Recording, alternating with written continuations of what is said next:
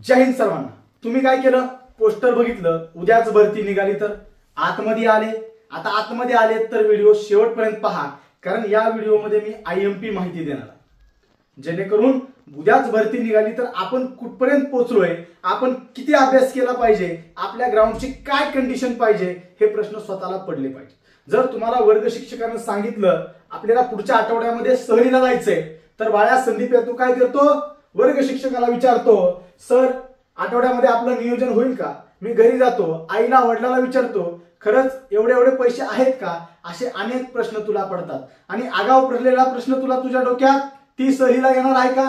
तू कुठंतरी तुझ्या मित्राला आडबाजूला गाठतो आणि त्याला विचारतो, होय रे बाबा तुला माहिती आहे का ती येणार आहे का? जर येत असेल तर मी येतो। अशा प्रकारचे प्रश्न तुला सहलीबाबत पडतात। मित्रा ताई भरती पण अशीच आहे, प्रश्न तुला पडले पाहिजेत। जर उद्याच भरती जाहीर झाली तर, कारण भरतीचं वातावरण सुरू झाले, बॉम्ब कधीही पडू शकतो, स्फोट कधीही होऊ शकतो, तुम्ही तयार असणं गरजेचं आहे। बरोबर, आपण तयार असणं गरजेचं आहे। भरती म्हणजे सहजासहजी नाही।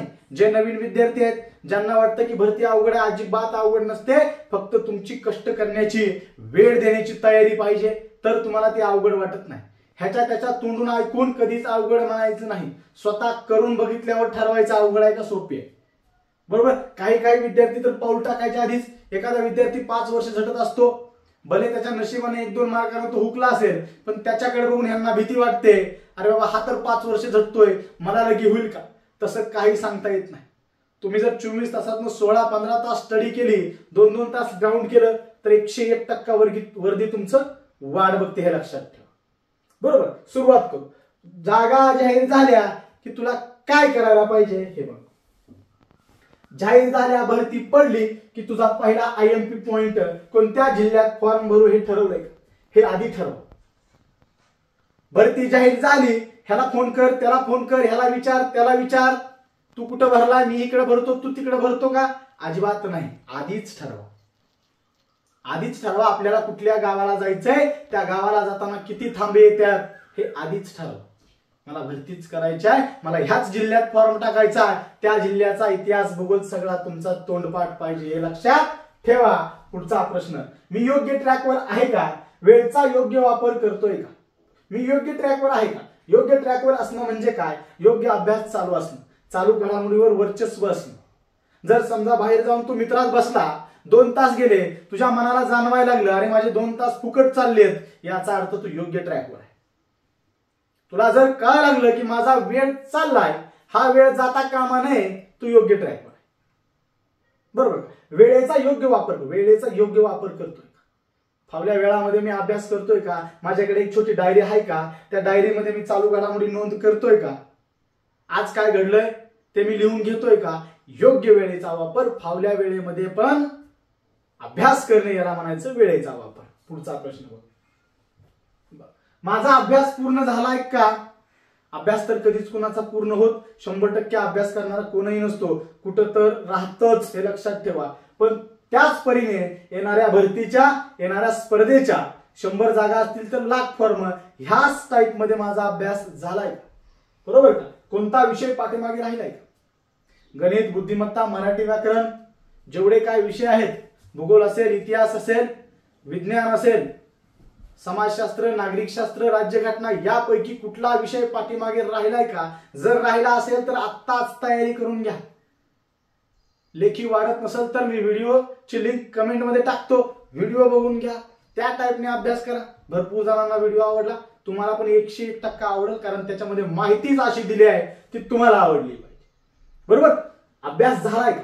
झाला असेल तरच महाराष्ट्र केसरी खेळणारा पैलवान काय करतो, माझी पूर्ण तयारी झालाय का, मला प्रत्येक डावावर मात करता येते का, हा प्रश्न स्वतःला विचारतो, त्यावेळेस तो महाराष्ट्र केसरीच्या लायकीचा बनतो, हे लक्षात ठेवा। त्याचप्रमाणे तुमचं पण असलं पाहिजे। भरती म्हणजे मी भरती करतो म्हणल्यावर भरती होतंय का? मी भरती करतो, गावात माहीत झाले, भरती झाला का? अजिबात नाही।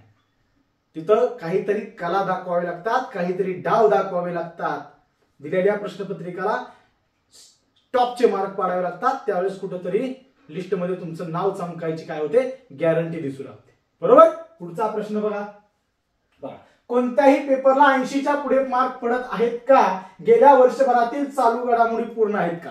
गेल्या वर्षभरातील आणि आज तागाय जो दिवस आहे त्याच्या पाठीमागच्या चालू घडामोडी तुमच्या वहीमध्ये तुमच्या डोक्यात माहीतच असायला पाहिजे, कारण काय विचारतील याचा काय भरोसा नाही, काहीच भरोसा नाही, काहीही विचारू शकतात आणि तुम्ही असाच का प्रश्न विचारला याचा अधिकार तुम्हाला नाही, कारण त्यांचं काय आहे ते काय ऑल बाहेरचा कुठला विचारतात का, अजिबात नाही. प्रश्न तुझ्या डोळ्याखालनं गेलेला असतो, विषय असतो तो फक्त तुझ्या लक्षात राहण्याचा, तुझ्या डोक्यात मेमरीत फिट होण्याचा.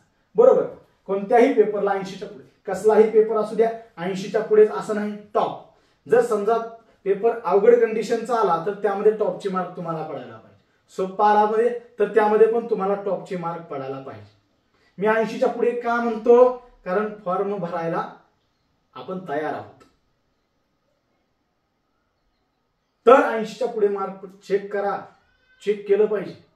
आपण ज्या क्षेत्रामध्ये उतरलोय त्या क्षेत्रामध्ये आपण तरतोय का, त्या क्षेत्रामध्ये आपल्याला यश मिळेल का, हे जर तुम्ही चेक केलं नाही, त्या क्षेत्रामध्ये जी गोष्ट लागते ती गोष्ट माझी तयार आहे का, हे जर तुमचा अभ्यास नसेल, ह्याच्यावर जर तुमचं नियोजन नसेल, ह्याच्यावर जर तुमचं लक्ष नसेल तर काही उपयोग नाही दादा. बरेच विद्यार्थी, अनेक विद्यार्थी आहेत, भरपूर विद्यार्थ्यांचा ढीग आहे. पोलीस भरतीमध्ये तुम्हाला माहित आहे, सांगायची गरज नाही केवढे अर्ज केवढे फॉर्म असतात. स्पर्धा वाढलेली आहे, लोकसंख्या वाढलेली आहे, त्यामुळे तुम्ही तयार असणं गरजेचं आहे. सगळ्या चालू घडामोडी वर्षभरावरच्या पाठीमागच्या काय काय चालू घडामोडी वाचायचं आपण सांगितलेलं आहे. बरोबर, पुढचा प्रश्न बघ. कागदपत्र सगळी रेडी आहेत का? सगळ्यात आयएमपी प्रश्न, सगळी कागदपत्र रेडी आहेत का? सगळी कागदपत्र रेडी असणं गरजेचं आहे. सगळ्या कागदपत्रावर तारखा व्यवस्थित असणं गरजेचं आहे, कुठलीही तारीख मिसमॅच नसावी. सगळ्यात महत्वाचं जन्म तारीख सगळ्याची बरोबर असावी. बरोबर, याच्या पाठोपाठ तुम्हाला सगळ्यात आयएमपी पडलेला प्रश्न म्हणजे बघा मित्रांनो, माझं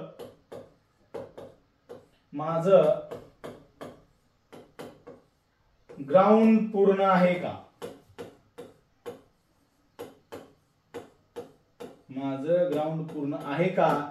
कोणता इव्हेंट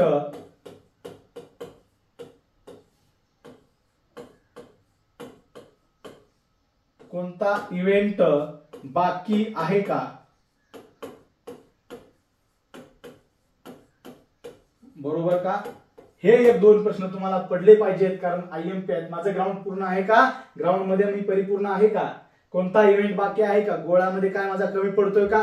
कमी पडत असेल तर त्याच्यावर तयारी करा. 1600 मीटरला काय वेळ माझा जास्त जातोय का? जात असेल तर कमी करायचा प्रयत्न करा.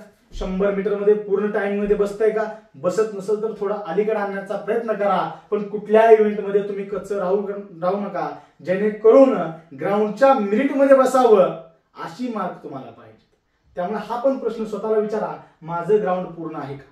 आयएमपी आहे, कारण की बरेच विद्यार्थी, माझ्या डोळ्या देखत विद्यार्थी भरती झालेले कागदपत्रापायी बाहेर यावं लागले मित्रांनो. डेट आयएमपी प्रश्न आहे.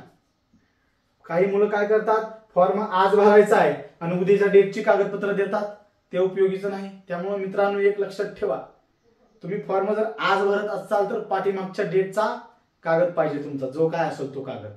बरोबर, आणि हे सगळे प्रश्न मनाला विचारल्यावर जर समजा या प्रश्नाचे उत्तर होय